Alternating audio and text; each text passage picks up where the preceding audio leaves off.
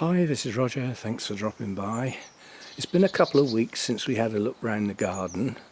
I will put an info card up, like now at the beginning of the video, if you want to go and see what it was like a fortnight ago, so that you can then compare how much has changed in that couple of weeks, as we're starting to fill out quite a bit. And I'm starting in a different place this time. I'm starting here with what I call the planted border. These little ferns I put in a while ago have started to show signs of life. So I wish that gobby bloke would shut his window. Never mind. The hellebores have got new growths coming up. They seem to be doing okay. These are going to have to be trimmed off. These are hellebore seeds. That's going to clump up this area quite good. Some of these in the not too distant future will be big enough to move, and you know, they can fill in some of these gaps in this area. The reason I've got to trim these off is that I wondered where I put my lily of the valley. I knew I'd planted a clump somewhere, and that's where it went, so that's coming up. You can see the flower buds on there, so that's good. Ooh. And then the violets are starting to come out, and you can see the growth on these now. You can see all the bright green small leaves coming, so these are going to clump up. They're in a little row along the edge here. The idea is that eventually they will grow and form edging to stop all this. The rain keeps washing stuff down off of the bank, basically. It used to have proper edging along here made of timber, but it all rotted, most of it long before I got here. So there's a bit of weeding to do, but I'm afraid I'm one of those. I like weeds to get going a bit, so that when I pull them out I make sure I get them. No messing. Now that the elephant's ears leaves are starting to grow into a decent size now, so that's going to be a nice plant by the end of this year. The ferns were only just looking as though they were going to start to grow last time. They are now pushing on nicely. I love this green of the fronds as they unfurl. That's really nice. That little primula is doing really well. That never did well last year in a pot. And then we've got the fritillaries, which I was really pleased to see those in the garden. The daffs have gone over, but you know, there's more to come to replace those, really. The heart's tongue ferns, they're starting to push now. So there's several of these dotted around, but that's the one that shows the most. And then up the back here, whoops, bumblebee, yay! Where those sticks are, I can't remember what plant was under those sticks, but hopefully some green will come out of the base at some point. Again, more violets here. Daffs have gone, as I've said. There's another nice fern pushing up there. We've got foxgloves there.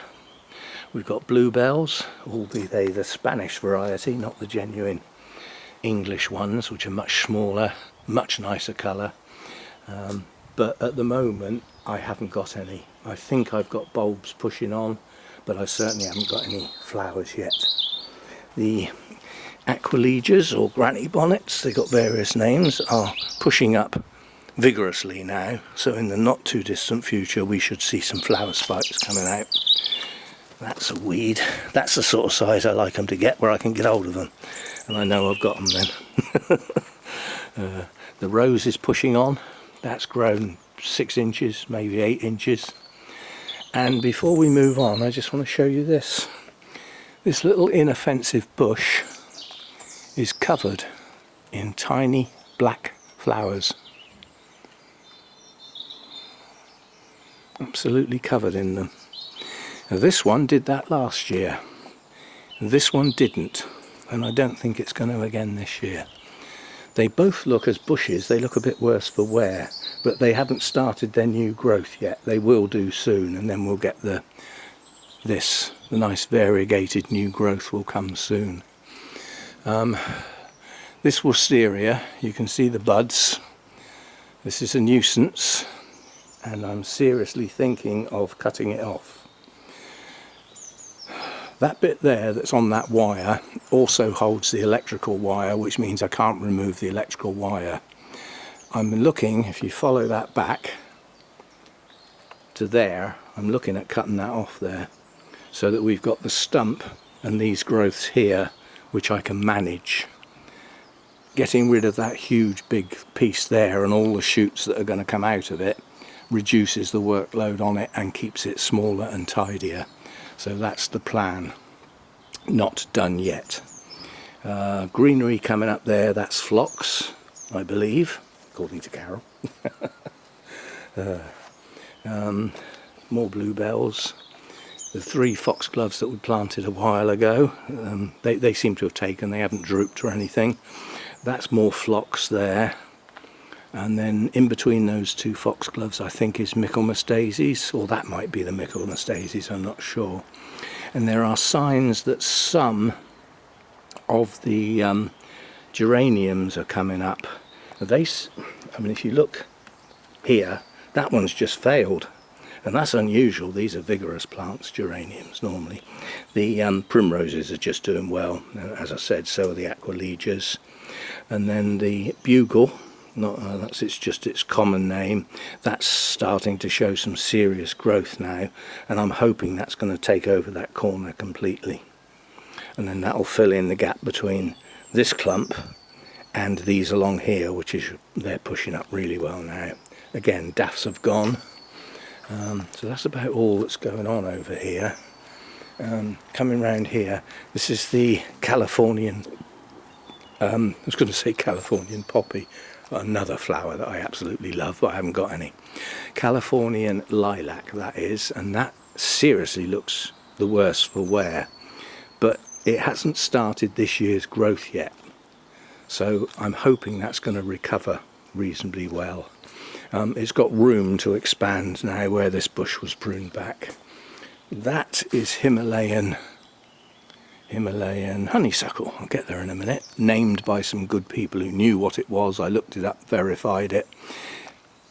The last 2 years that's been cut right back. I'm going to leave it this year and see what it does. It's coming into growth already, and it has lovely flowers that the bees really like. Tub of herbs, good growth on these. The chives are coming on nicely. This is all different types of marjoram. It's all new growth. That was trimmed back a while ago. Snowdrops have gone. I've got a feeling those thick leaves there might be a tulip, but we'll have to wait and see. The rose is getting its leaves back. That tends to drop most of its leaves for the winter, so that's coming back. That always has a mass of flowers on. And they look like they ought to be fragrant, but they're not. Again, the daffs have gone. My Acer is coming into full leaf now.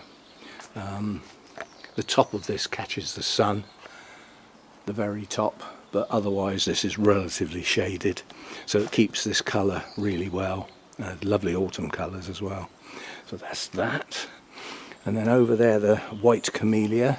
That's the original blooms that opened a while back that we would have looked at last time. You can see they're starting to fall.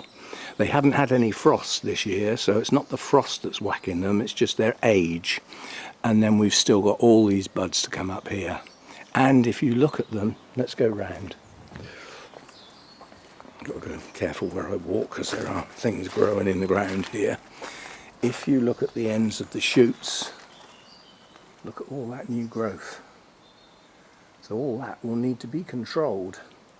But if you look at where the buds are, most of the buds are near the ends of last year's growth. So I've got to go careful how much I cut off. We don't want to go mad. And then down here we've got some more.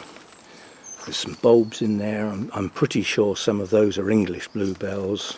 Again, primroses. There's a violet there, another violet there. And then we start getting into the ground cover that was planted.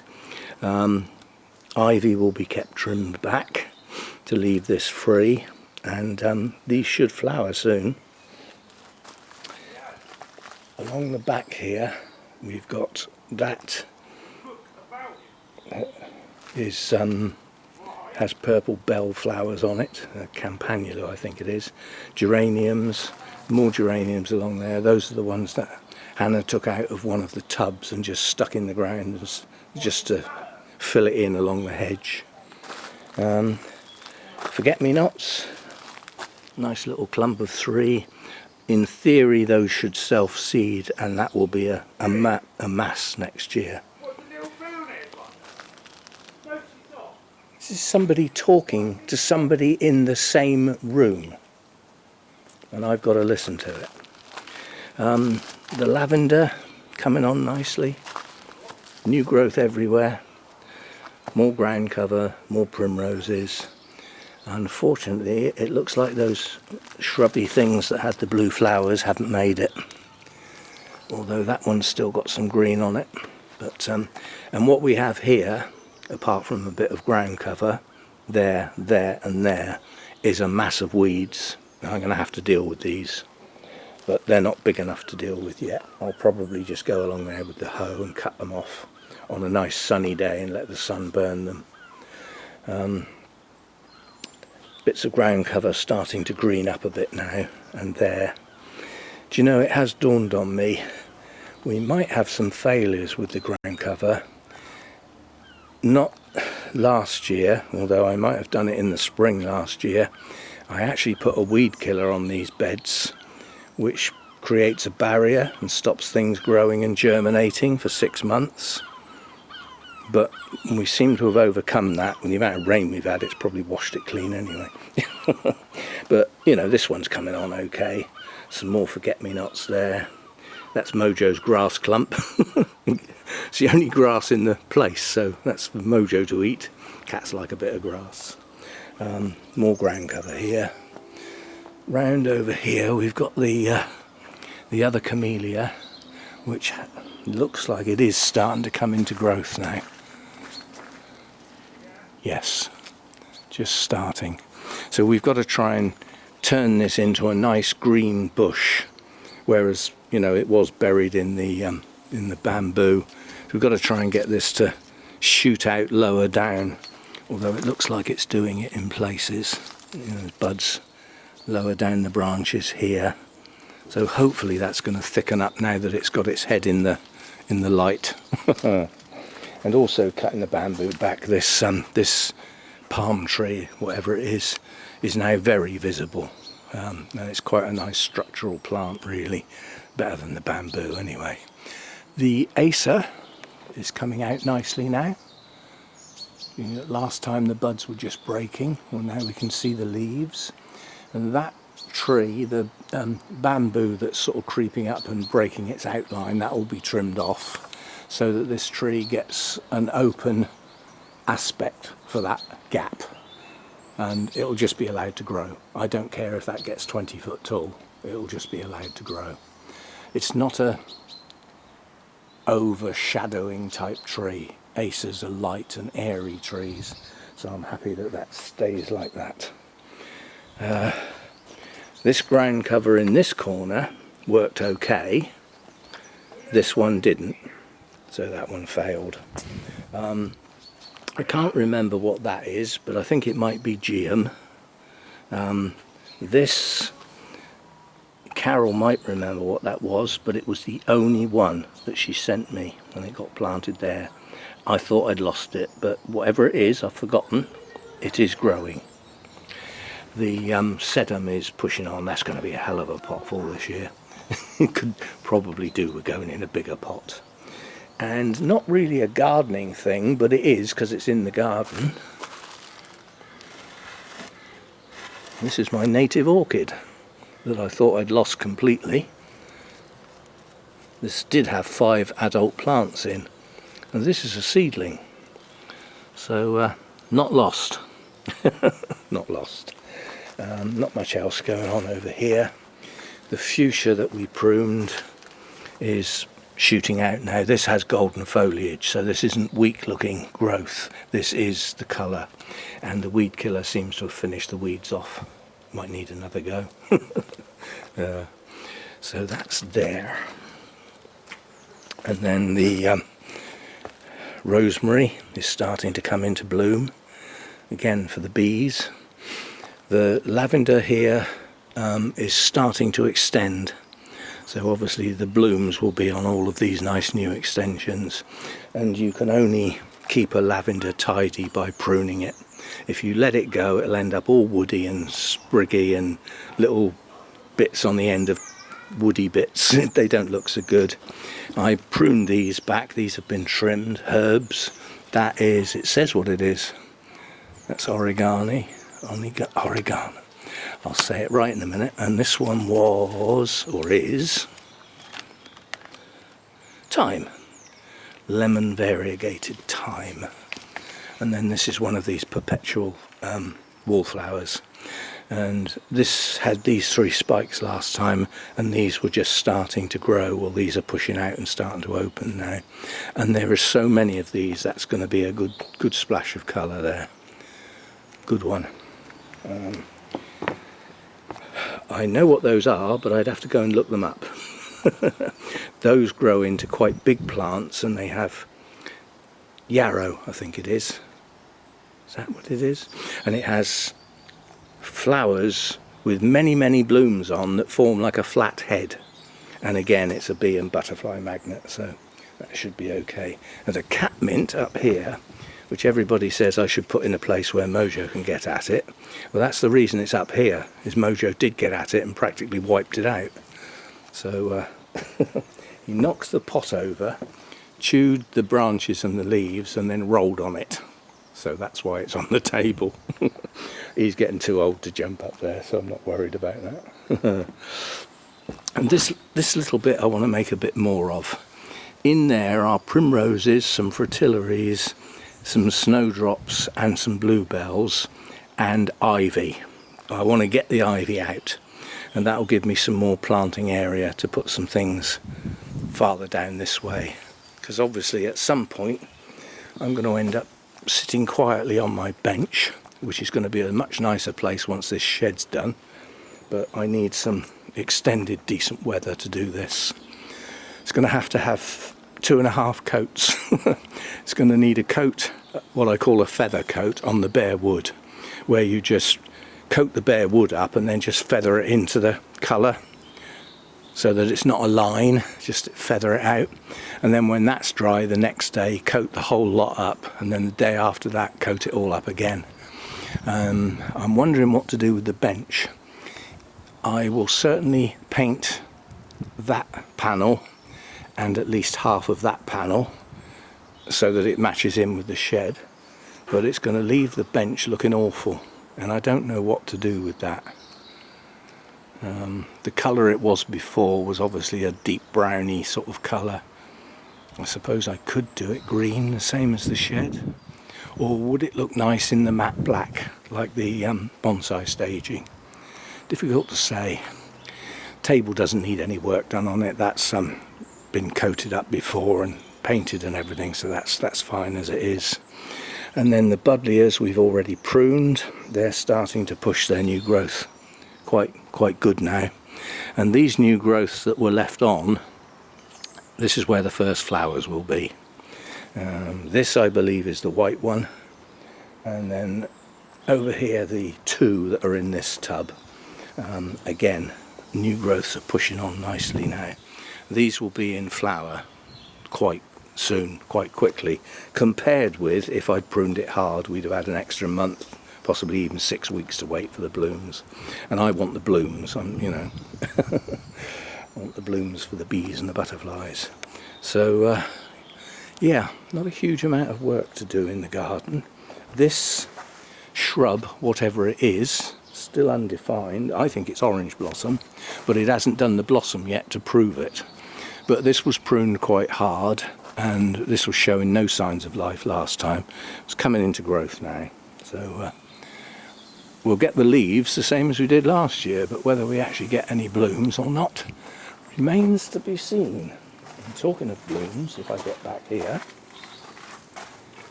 wisteria buds. They weren't there last time. We're going to have a lot of blooms. A lot. So the wisteria is making a move. Good stuff.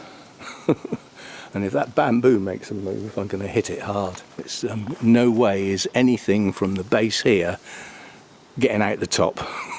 It will be chopped long before it gets that high. I'm not having that workload again like we had to do with that. No way. So there we go. And that's for the gardening people. It's obvious, although it's not gardening stuff, I've done a separate bonsai video. I've moved my bonsai staging around so that I can see them better from the house, and some of them have been moved into a place where they don't get the direct midday sun. Those are my maples. They're just too difficult to not let burn if they're in full sun. They've only got the pots, they've only got to dry out for a couple of hours, and the leaves frazzle. So I've put some there, view out of the kitchen window, some nice maples to look at, and then the lower ones, and then the higher ones over the top. So that's their summer quarters now. And there we go.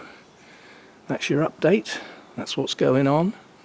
The Deshojo's looking good. That red, I can see that through the hedging from the kitchen window. That's starting to, that should have been repotted, but bad back and that, which is very heavy, did not go, so it'll have to wait another year.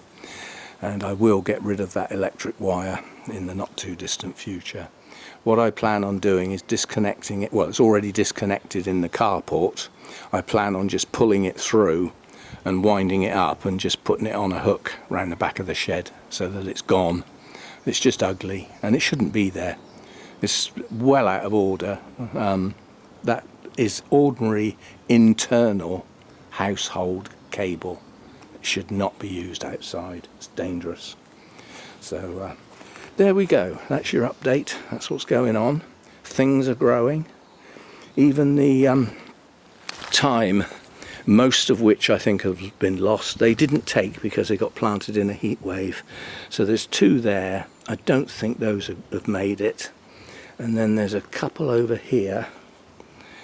This one has definitely got some green on it. Probably not, and probably not. So we might have one that's made it. But, oh, bending down again. Over here, we've still got these to plant. So, you know, these are ground cover. We've got low growing phlox. They're actually, the phlox are due to go in the planted border. But some of these thymes can actually go in the gravel beds. And if they're planted at a better time of year, then they should take okay. So we've still got those, and we've still got the miniature hardy cyclamen to go in. There's 6 little pots there to be planted out. They're going to die back soon anyway, so I just need to get them in the ground so that they're there ready for the autumn when the flowers come again. And they're going to go somewhere here so they don't get any sun. Possibly in a nice little clump just there where there's a gap. So there we go then. See you next time. Thanks for dropping by.